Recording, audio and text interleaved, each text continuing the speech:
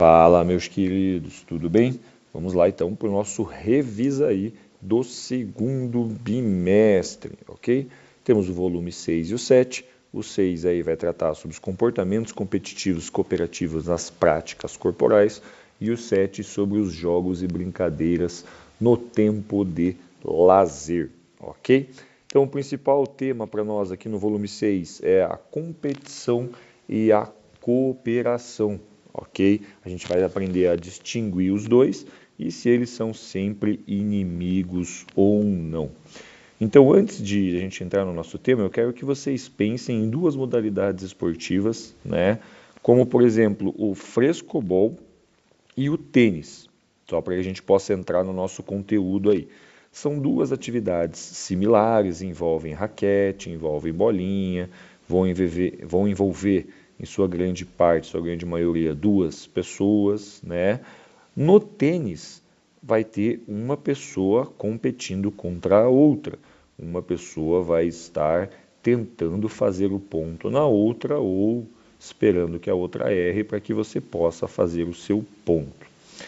Para isso, ele vai dificultar a jogada, vai jogar a bolinha longe do seu adversário, para que ele possa se sobressair. Quando a gente vem falar do frescobol, tem uma dinâmica similar. O objetivo ele é que a bolinha continue no ar. E para isso, ele precisa jogar a bolinha perto, de uma forma com que a dupla consiga rebater, e quanto mais tempo eles conseguirem deixar a bolinha no ar, tanto a dupla quanto quem está participando vai conseguir alcançar o seu objetivo. Então, quando a gente for falar de competição e cooperação, esse é um baita de um exemplo para que a gente possa distinguir, ok? Então, a gente tem que lembrar que são processos sociais que eles vão refletir todos os valores da sociedade, porque através da prática esportiva, através dos jogos e brincadeiras, através desses processos que vocês, alunos, passam durante a escola, vocês vão aprendendo a viver na sociedade. E por vezes a sociedade ela atua e foca em competição. Exemplo, um mercado financeiro, uma loja competindo contra outra, né? E por vezes você vai precisar cooperar, em ser solidário, em ajudar em um momento de crise. Então, saber atuar tanto na competição quanto na cooperação faz parte da sociedade, ok? Então a gente tem lá a empatia e solidariedade, né? Ela é requisitada em muitos momentos, como a gente veio falar agora. Vocês vivenciaram isso há pouco tempo, nós vivenciamos a pandemia, né? Então a cooperação ela foi fundamental para que todos nós conseguimos passar por um momento de crise global, por um momento de crise mundial, né? Então a competição ela existe, mas a cooperação de níveis sociais ela é fundamental. E onde se aprende isso? Aprende se desenvolvendo com outras pessoas. Normalmente isso se desenvolve no ambiente escolar, na escola, ok?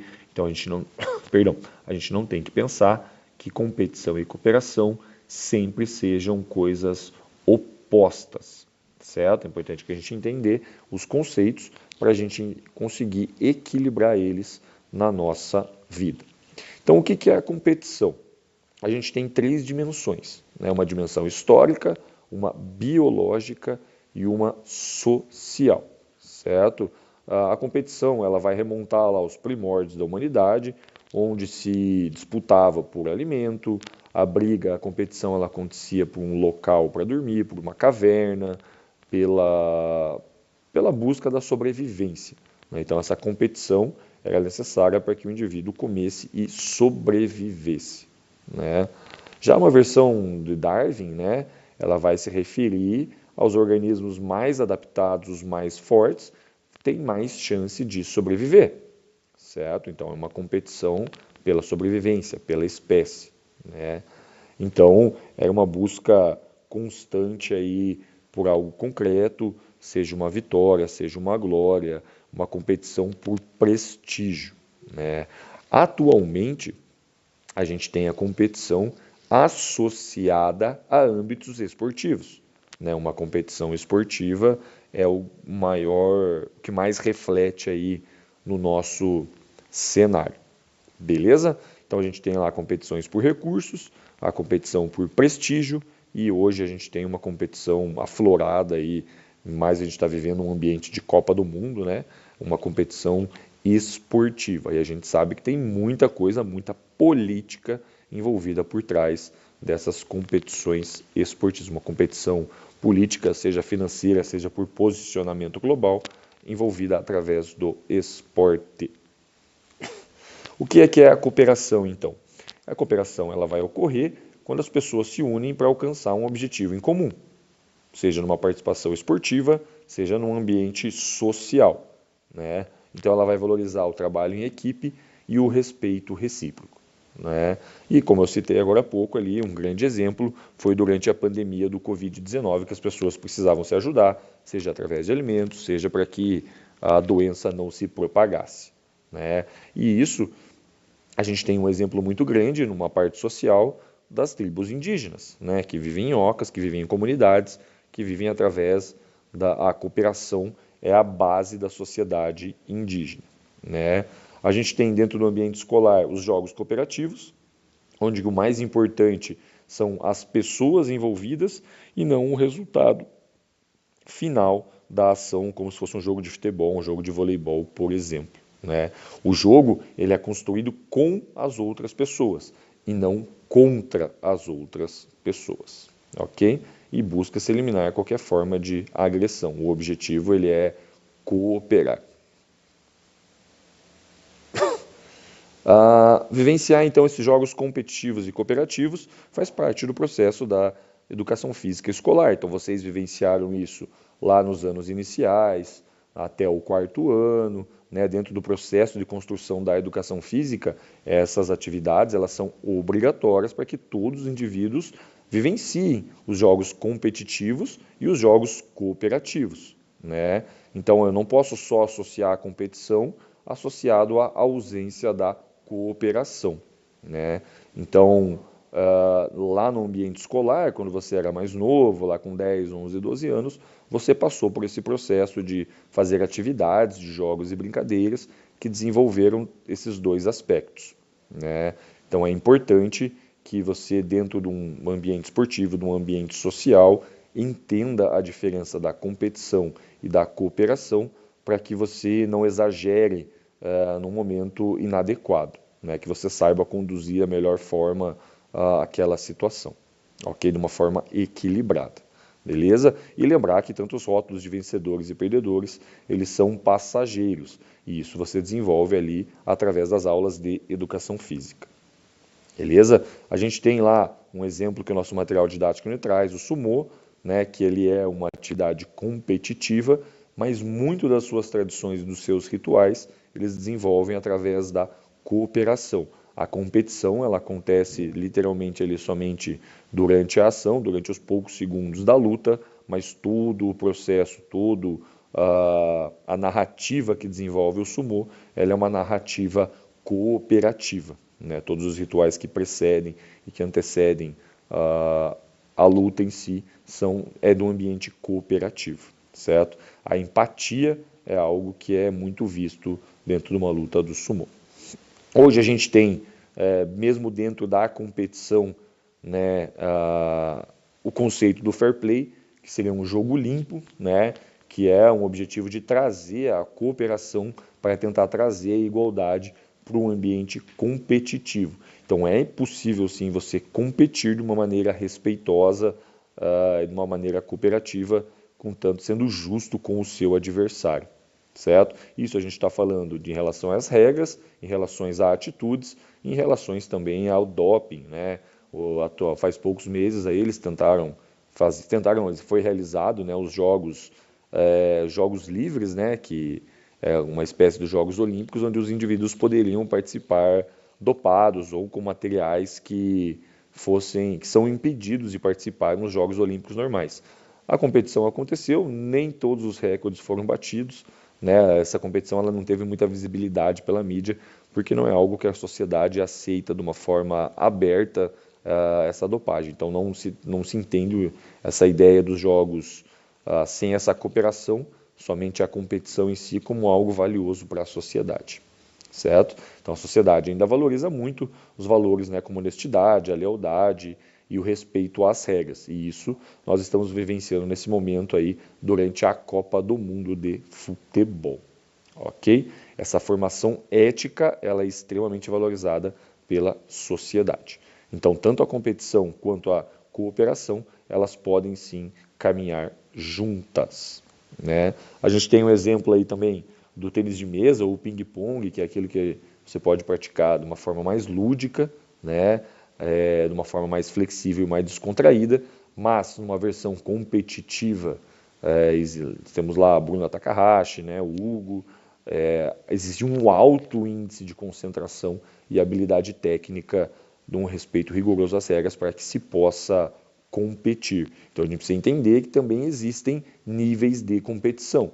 Uma coisa é competir no recreio, no intervalo, durante a aula de educação física.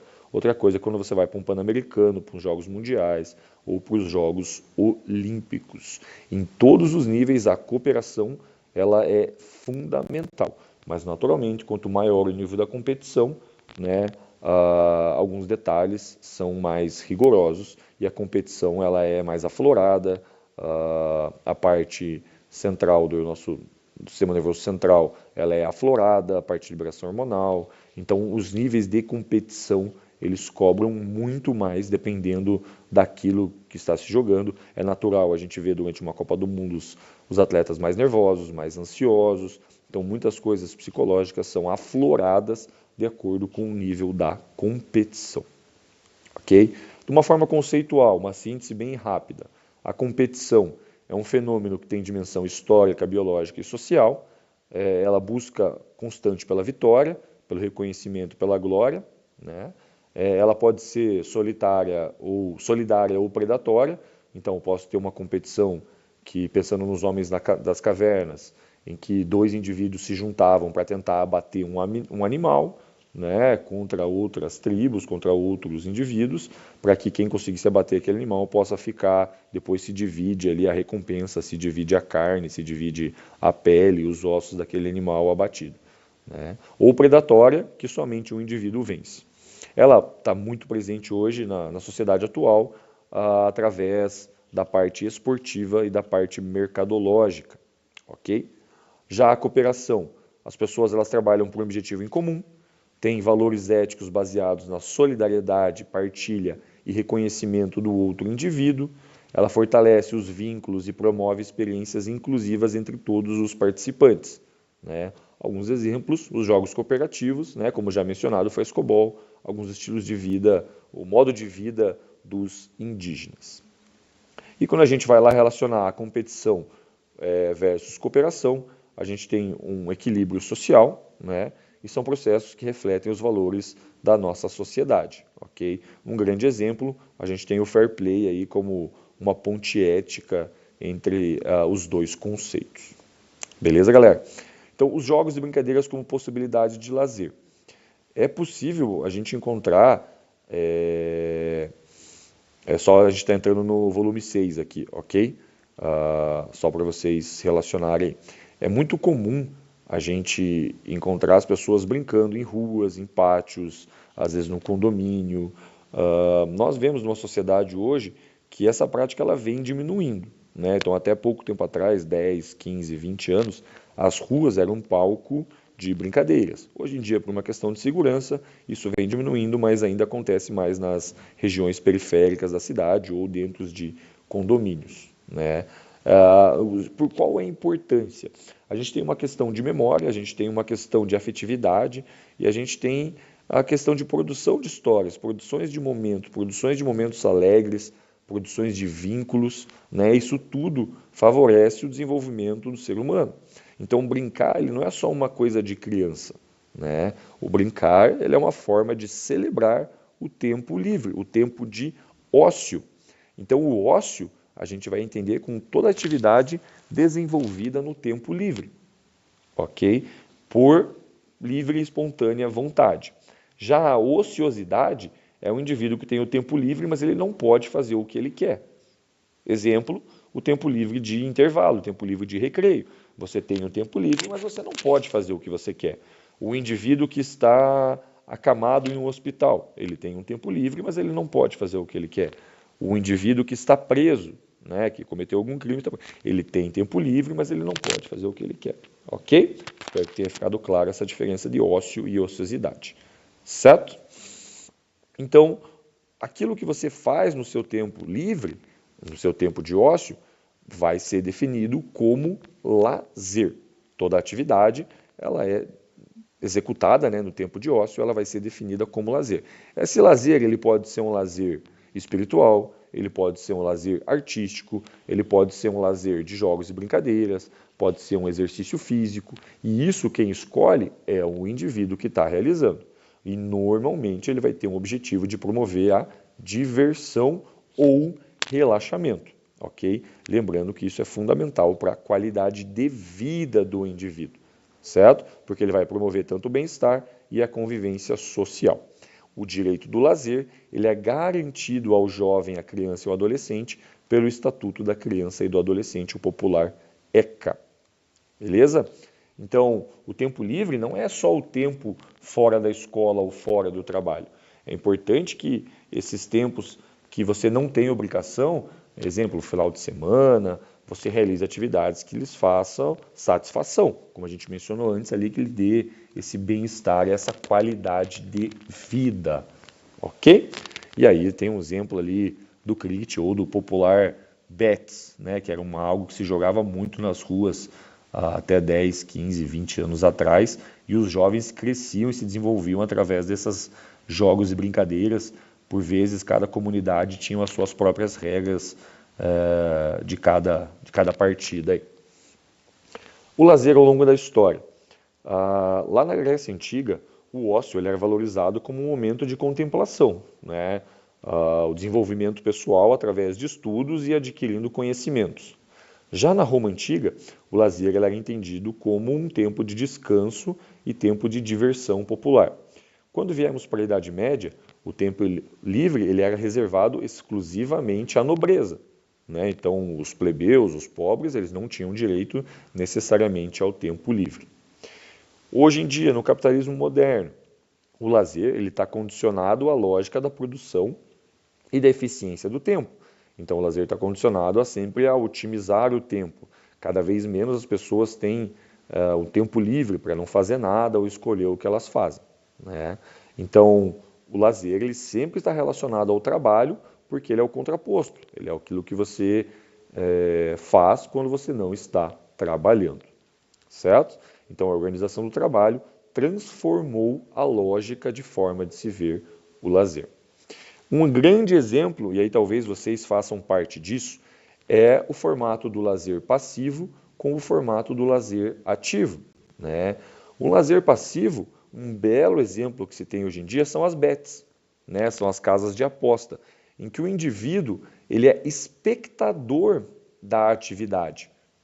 Ele não é um indivíduo que participa daquela atividade, né? Então ele tem uma relação com a atividade, através do programa, ou através de uma mídia social, ou através de um app, né? E normalmente está relacionado a algo financeiro, né? É algo de obtenção de bens. Então, o objetivo daquela empresa, daquela bet, daquela casa de apostas é aumentar o número de consumidores. E o sujeito ele tem a sensação de conhecer aquela prática corporal e participar ativamente daquilo. Mas não é o que acontece. Por isso a gente denomina de lazer passivo. Já o lazer ativo é quando o indivíduo ele é protagonista no momento daquela ação. Então ele realiza a atividade, ele não está somente assistindo. Então ele consegue entender melhor e se desenvolver mais através daquela prática corporal. Ele vai adquirir um maior conceito de relações sociais, então ele vai se envolver com outras pessoas, vai ter conversa, vai ter afetividade envolvida naquilo que ele está fazendo e naturalmente vai melhorar a qualidade de vida do indivíduo. Ok? Então o lazer, como a gente acompanhou, ele veio sendo evoluído através do tempo, conforme a sociedade vai evoluindo. né? Mas de grande forma, desde os tempos antigos, a gente entende que o lazer ele acontece em espaços públicos, né? Naturalmente, hoje em dia, a gente também tem essa distinção, pois pode acontecer em espaços particulares, como clubes e condomínios e tudo mais.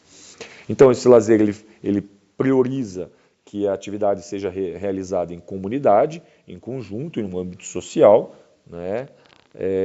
Naturalmente, existem estudos hoje, um urbanismo, um paisagismo para que novas tecnologias facilitem essas práticas do lazer, e isso vocês podem ver saindo pela cidade, os parques, esses equipamentos de ginástica, são toda uma parte de urbanização para desenvolver as práticas do lazer pela população, né? Essa prática ela pode acontecer de forma social ou também de forma individualizada. Beleza? Para a gente finalizar então o nosso conteúdo, a origem dos jogos e das brincadeiras. Os jogos e brincadeiras, eles são uma manifestação da cultura corporal do movimento, né? E diversos jogos e brincadeiras, eles remontam a situações relacionadas a rituais, a celebrações e práticas sociais antigas, certo? Um exemplo que eu vou dar para vocês, o peão, ele era um jogo de magia, onde ali no peão se desenhava alguns quadrantes, se rodava o peão e para o lado que caísse era-se utilizado ali um conceito de bruxaria, do bem e do mal. Esse conceito foi sendo passado, sendo perdido ao longo do tempo e ficou apenas a ideia da brincadeira, né? O xadrez era um jogo jogado por marajás na Índia, onde tinham elefantes, tinham carroças, e ao longo do tempo ele foi sendo aprimorado até chegar lá na época feudal, onde ficaram ali cavalos, a parte da monarquia era muito importante, junto com a igreja, então tem reis, rainhas, torres, bispos, a parte do cavalo, então o jogo ele foi sendo moldado através do tempo, né? O ioiô, por exemplo, o ioiô era uma pedra, um pedaço de pau que era amarrado numa corda, que era utilizado para se caçar. Então se atacava no animal e depois, para não precisar caçar procurar uma pedra ou a pedra que você tinha jogado, era amarrado uma corda e posteriormente essa pedra, esse objeto era recolhido depois que se avançava em algum animal. A perna de pau era um ritual de passagem de uma comunidade africana, que o indivíduo, para se tornar um indivíduo adulto, ele precisava passar por um lago cheio de jacarés, e se ele fosse corajoso para atravessar em cima de duas pernas de pau, ele era bem aceito naquela sociedade. Então a gente vê que os jogos e brincadeiras eles vão sendo evoluídos com a passagem do tempo, vão sendo aprimorados, perderam essa essência da sua originalidade, né? E hoje eles remontam para nós aqui na sociedade atual apenas como algumas expressões de lazer, né? Então eles revelam os valores culturais, mas no momento atual eles funcionam principalmente como lazer. Mas essa expressão cultural, exemplo que a gente tem aqui, a peteca, né, desenvolvido pelos indígenas, é muito forte e ainda dentro dessas comunidades mais fechadas, com a globalização isso foi se perdendo um pouco, né, mas dentro das comunidades ainda a expressão cultural é muito valorizada, como o exemplo aqui dos indígenas, né?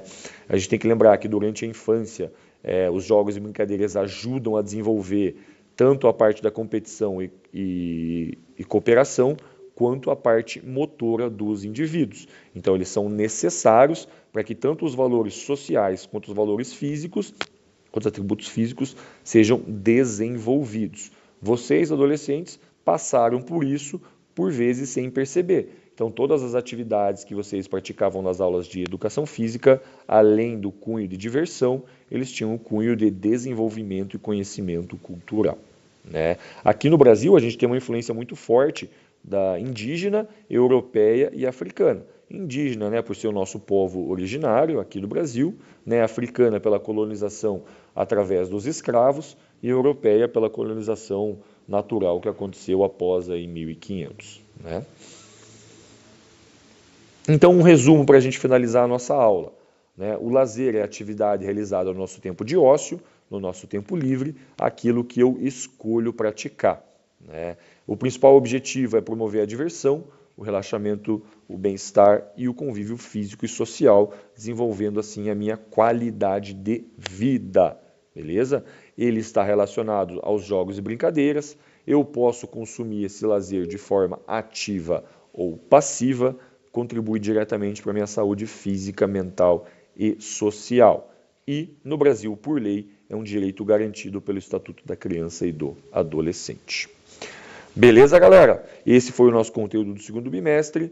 Fiquem bem, até a próxima. Tchau!